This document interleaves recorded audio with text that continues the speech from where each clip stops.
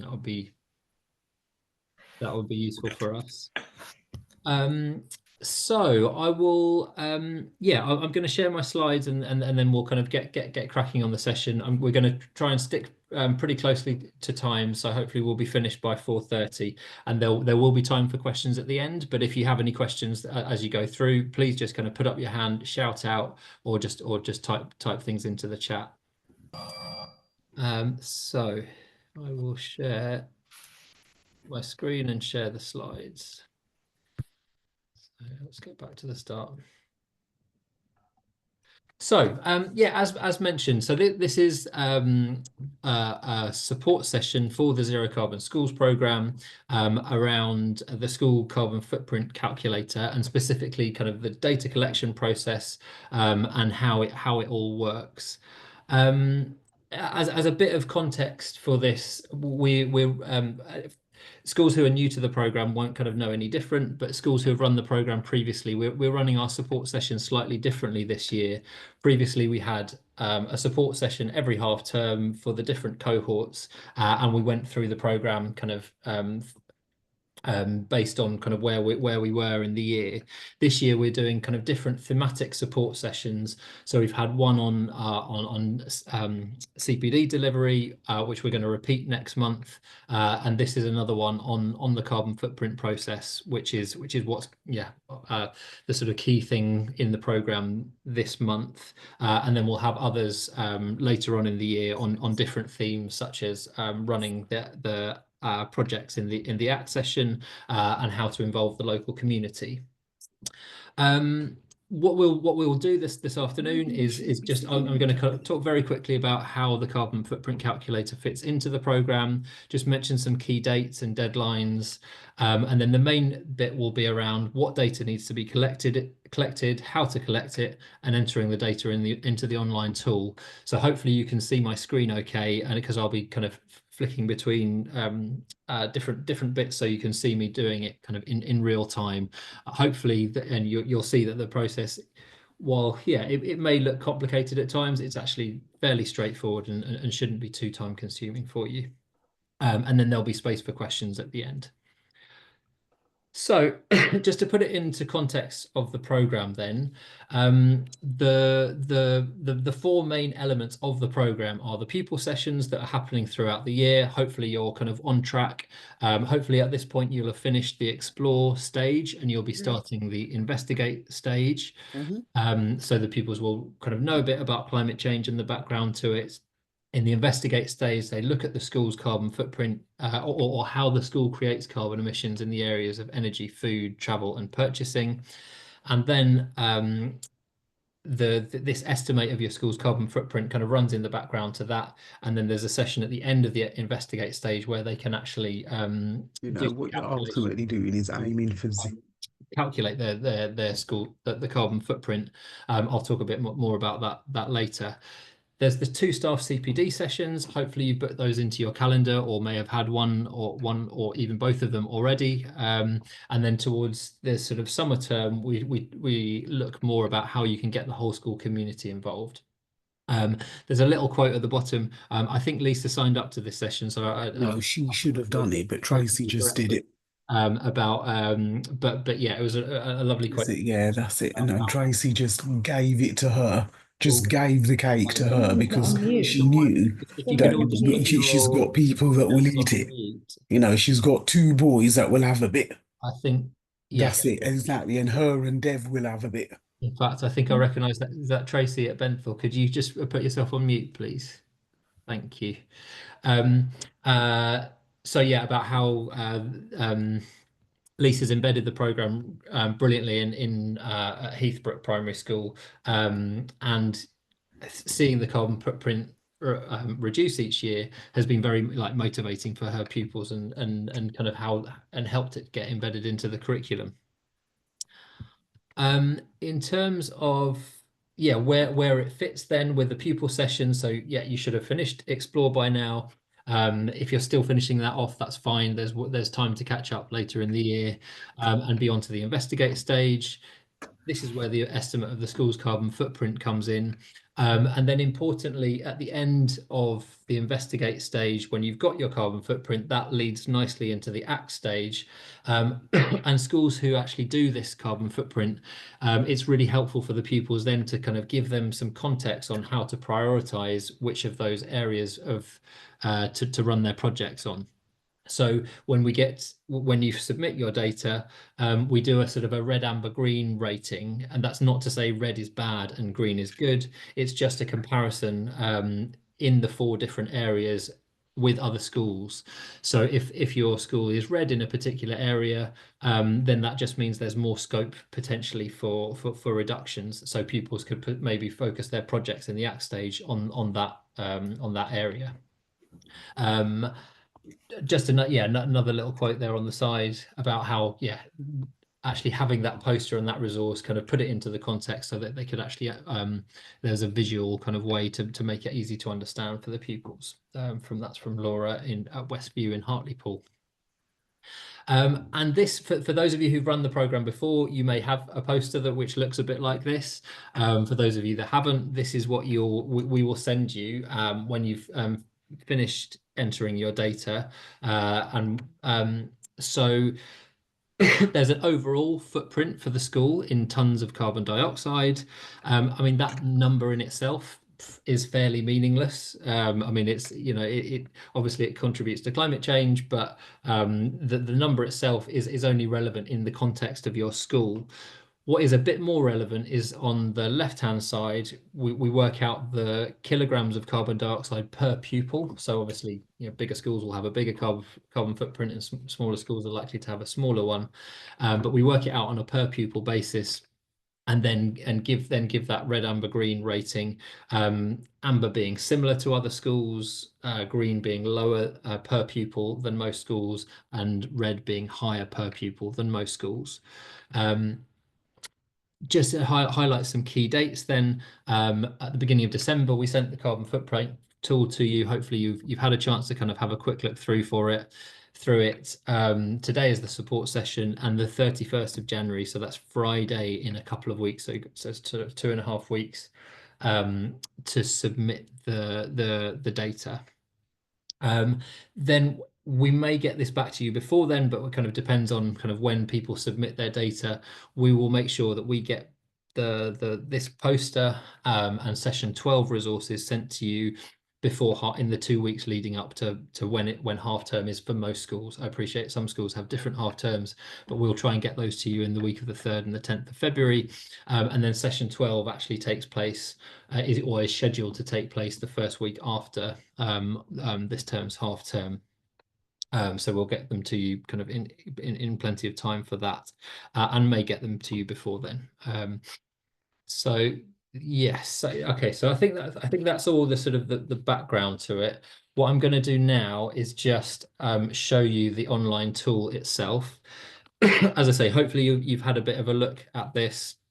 And you might have some questions which I will come to, but going through this, hopefully we'll answer some of those questions in itself.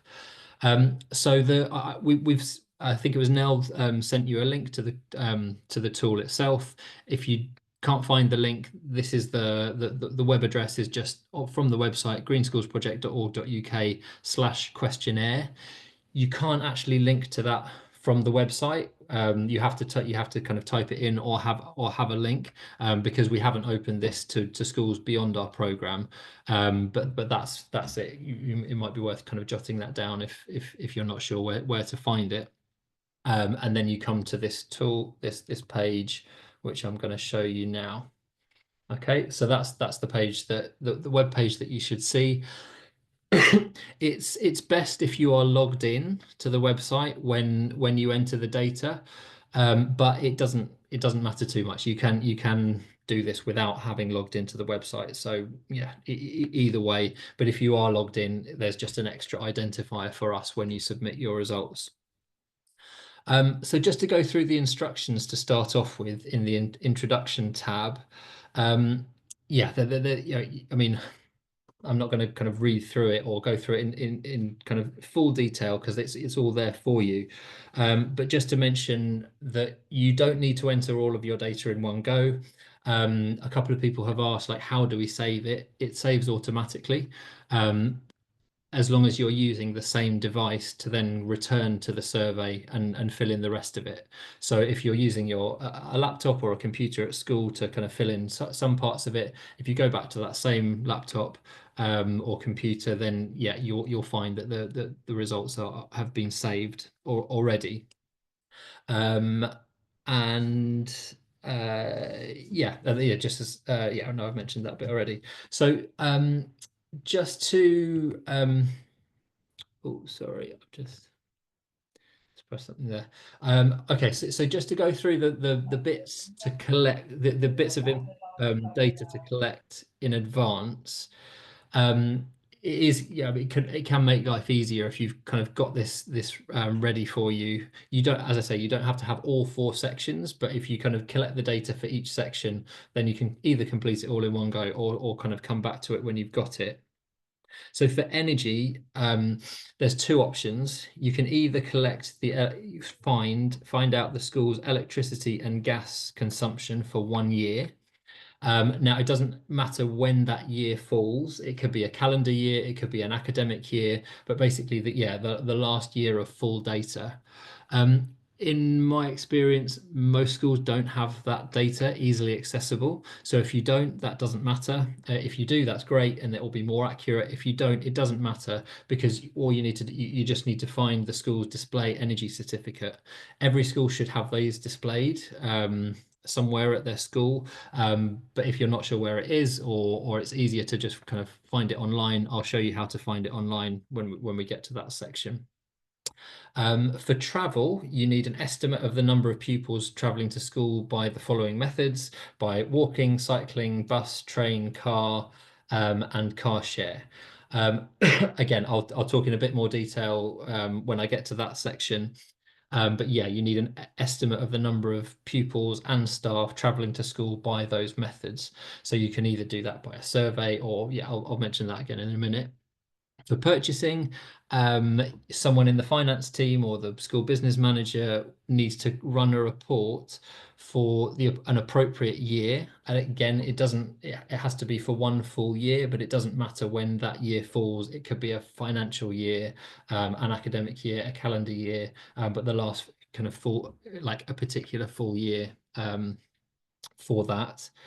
And then food, you just need a copy of your school menu. Okay, so, sorry, a copy of your school menu, and also an estimate of the number of pupils who eat school lunches, how many pupils bring packed lunches, and yeah, and an estimate of staff as well. It does just have to be an estimate. It doesn't need to be exact. Like, all of this is an estimate.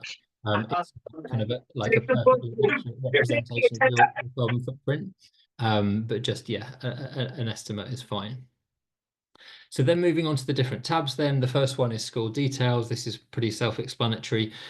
When you first start entering the form, it's really helpful if you put your name and your school name, just so that if there are any issues, as soon as you enter data into this, it comes to the kind of back end of our website. So if you've got any issues or problems and you have any questions, it's easy for us then to kind of find you quickly and then have a look at what the issue might be.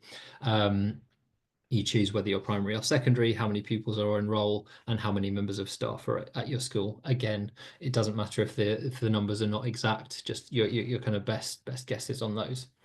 But if you can find it out, then all the better.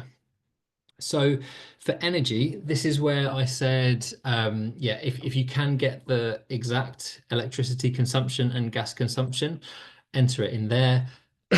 Sometimes we get school people putting kind of incorrect data there. We can check that. If you put a very low number like 200, that should come up with a message that's too low. That's not happening, but yeah.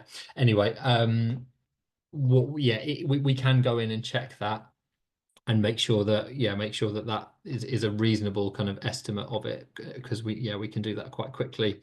If you can't find the electricity and gas consumption, then you need to find your display energy certificate, either the physical copy, or you can find it online here. So there is a link here which says, in the instructions here, the display energy certificate can be found online here, and then it brings up it asks you for the postcode. So I was going to put in, this is a school that I used to work at, and you type it in.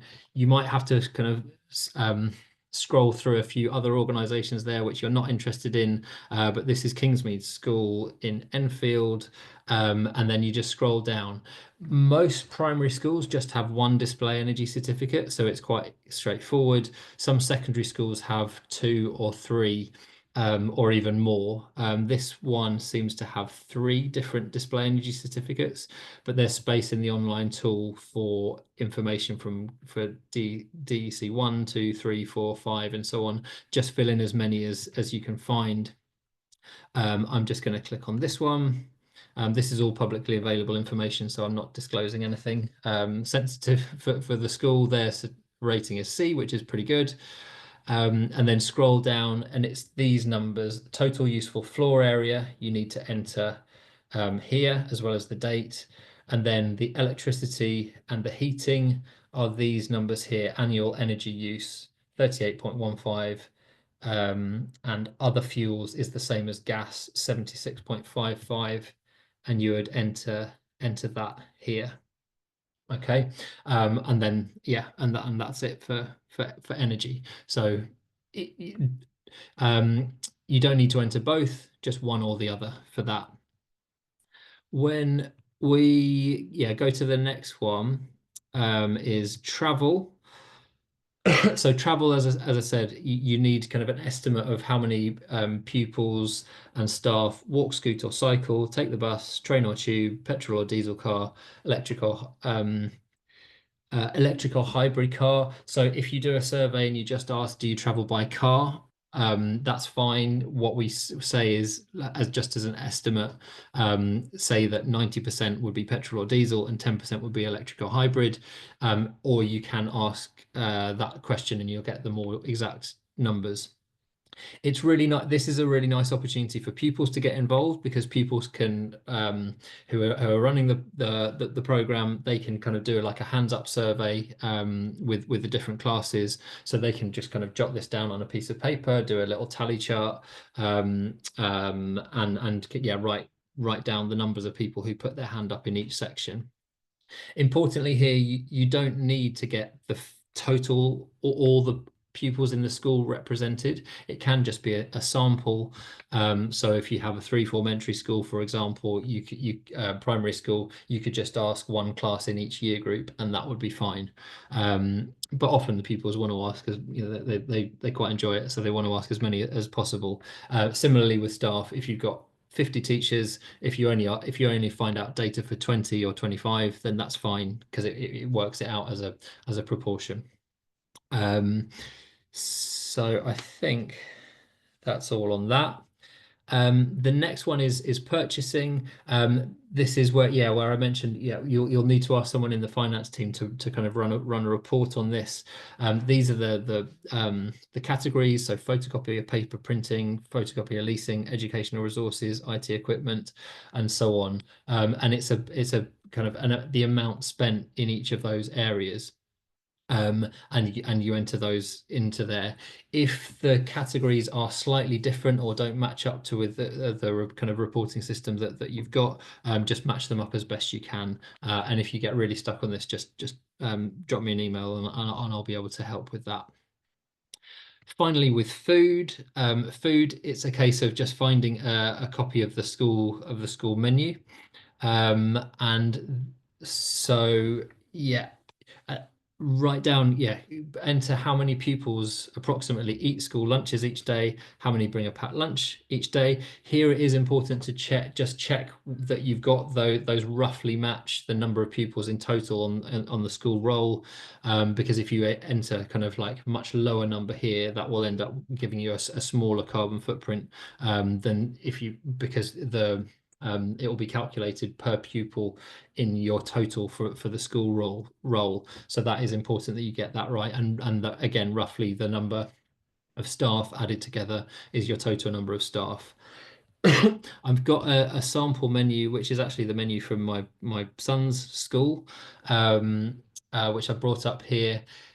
Once you've got this, it's a case of going through and seeing. So the first question is, how many meal options are there on the menu each day? So from this menu, I can see, and it's a 3-week menu, but I've just picked one. So just pick one which you think is easier to fill in or more typical. And then, so I can see that each day there are 3 different options on the menu. So I would enter meal options 3. It's harder for secondary schools because I know secondary schools have like cafe, canteen, various different options. I would just, not worry about it too much and just go for the kind of the main school canteen where the food's being served there, and go from the menu there. It could get a bit complicated if you try to incorporate everything, but yeah, do the best you can. And if you're struggling, just drop me a line and I can help with that. Then there's the different kind of food categories, because this is key on kind of like how big the carbon footprint is for food. And so just go through and basically, it says here, the first one is turkey and lamb. There's no turkey and lamb in the menu. I've put 3 there. I need to get rid of that. I'm not sure how to get rid of that, but again, don't worry too much if you put like a 1 in there accidentally. It's not going to matter too much. Looking through the menu here, the first one I can see is beef bolognese. There's no beef on the rest of the menu, so again I'd put 1 there, leave it blank if there's none. There's no pork. I think there was 1, or I think there was 2 chicken, 1 on Wednesday and 1 on Friday. So I would put 2 for chicken. There's 1 fish on a Friday. Things like power burger in a bun, I can see that that's a vegan option. So power burger, I would say that the vegan burger is probably going to be made out of Quorn, so I'd add 1 for Quorn, and just go through there. One thing to highlight here is that if you don't add enough options, it will come up with this error menu, and if you have too many options, it will come up with an error there. So you need to have kind of roughly the right number of options. I've not gone through this carefully, but I'm just going to put a few more here. And once you've added about the right, sorry, I need to put in three meal options there. And then, according to this, I've done roughly the right number of protein sources. Same thing for vegetables. Just go through the menu, kind of count up how many. Like, it can be time consuming, but it's not too difficult. Same for carbohydrate. And there will be an error menu until you've chosen roughly the right amount of options. Same with cheese, fruit, dessert, and so on. So this is probably the most time consuming, but it's much kind of more straightforward this year than it has been previously. Once you've entered that, click on submit, and then clicking on the submit tab doesn't submit it. There is a little button there which you press submit.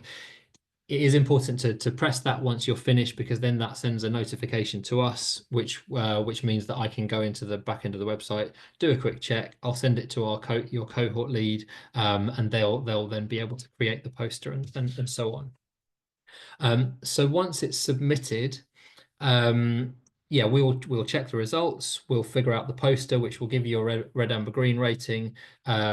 We will put the information into a kind of like a bespoke session 12 PowerPoint for you. Hopefully we'll have a worksheet or 2 for you to do, and we'll send them to you. For that session 12, where pupils will do the calculations, they can guess which one is going to be the highest or the lowest. I'm going to stop sharing now, because I've kind of finished that that bit. And then that's a really useful session. It's nice for the pupils to kind of see it and get a feel for it, and then use that as the start of their ACT stage. Last thing to mention, I realize I'm not leaving much time for questions, but I'm going to quickly finish off. Is that when you get when we send you the poster, like, share it as much as you possibly can. Share it with the SLT, share it with staff, include it in a newsletter, put it up on a notice board, publicize it to parents. Use it to kind of discuss what you could do differently to reduce your overall footprint, but importantly, celebrate where you're doing well in comparison to other schools as well. And this year, because the process or the calculations is similar, is this pretty much the same as last year.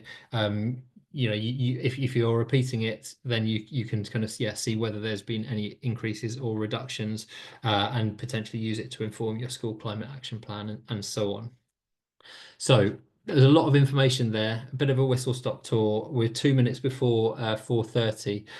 So yeah, I'm going to ask, Bethany, if you could just put the if that's answered all your questions and you're fine, then all good. There's a feedback form. It's the first time we've done a session like this, so there's a feedback form. If you could quickly fill in the feedback form, that would be great. And I will just open up to any questions that and if you want to stick around to listen to any questions, or if you've got any, please feel free to ask them. If you've got really specific questions about your schools, we'll hang around and we'll kind of answer any questions that anyone's got. I was also going to add, we'd love to publicise this event on our social media, so I'm going to take a screenshot quickly of the meeting. If you would like, it'll probably just be the top bar, so Whitehall and Victoria Davis, that's you at the moment. So if you would like to not be in that photo, just turn your camera off. I'll take it now quickly, and then please continue with questions. Thank you. Okay, so Heathbrook, I can see you've got a question there. Hi, can you hear us? Yes. Oh, lovely.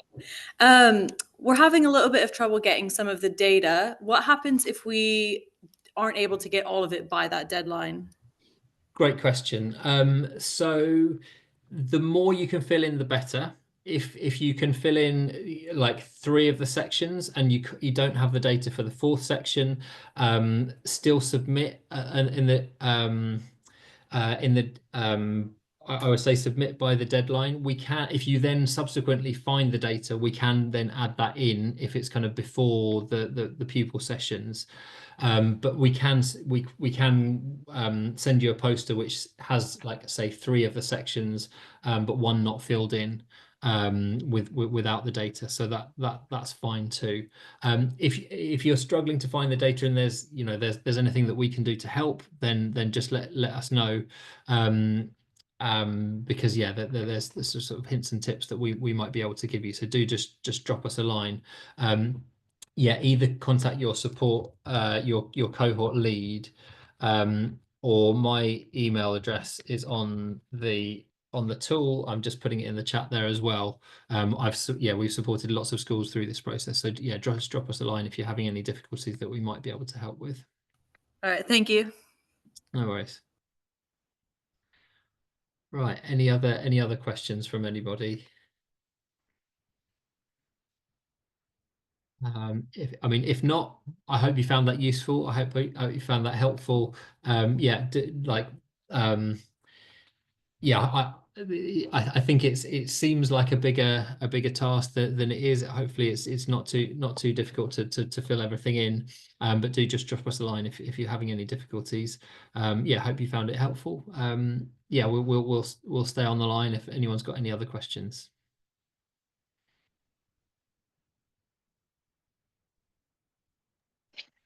Hi, it's Chantel from Ricards Lodge High School. I don't know if the video is going to work because I am on my phone. Might work. Yeah. Not sure. Good. Yeah. Okay, cool. Hello, nice to meet you. So last year it was quite difficult to get some of the data, but kind of having the session now has been really, really helpful. I just wanted to double check where you said with the purchasing, a 1 year, it has to be a full year report, whether it's an academic year or a calendar year, it's fine. I would need to speak to my finance team about that, correct? Yes. Yeah. Okay.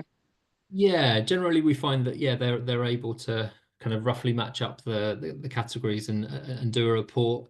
Again, if like there's any sections that they really can't do, then fill in all the other ones and leave any blank that you can't. Fine. And your explanation with the food, that's great. Like kind of how to go through looking at the the carbon footprint for all of the products and everything. Do we need to get a copy of the menu to upload it? Should we upload it on your system as well? No, you don't upload them. So you just use the information from your menu to fill in the Fine. on the tool. So yeah, once you've done that, like if there are any in the past that's been the area where there's been kind of most discrepancies, hopefully with the kind of the guidance and the error message coming up, that should avoid that. Yeah. But if Okay. when we go through it, there's any big like obvious glaring errors, then we might ask you to send it to us, but we don't need you to upload it. And then last year, because we've got a new building that's being built at the moment, a new STEM building, we did a school-wide questionnaire. It was a Google form asking about transport to and from school. Can I use that data? Will that be sufficient enough? Yeah, From last absolutely. academic year? Yeah, absolutely. Yeah, in fact, I forgot to mention that. Yeah, some schools have like a travel plan or data that they've already got. Like, yeah, just use what you've already got. Yeah, absolutely fine. Fine. Okay, so use a travel plan. And then what else? There's one more thing. Where was it? I've got it written down here. Oh, well, that was going back to the food thing. Again, if I try to do another school-wide, I mean, look, we've got 1,200 students at the school. I'm not saying they're all they're all actually gonna fill in the form.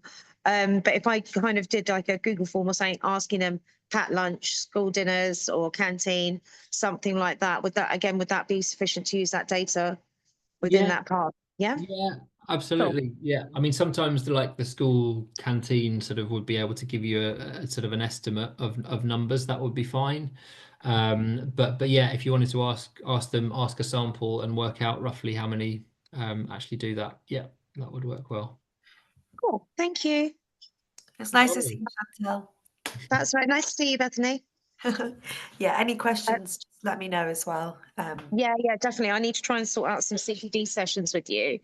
As I said, I think I spoke to you before, looking at maybe doing it as a drop-down option on our PDD days, just to kind of get the climate action foot in the door as such. Yeah.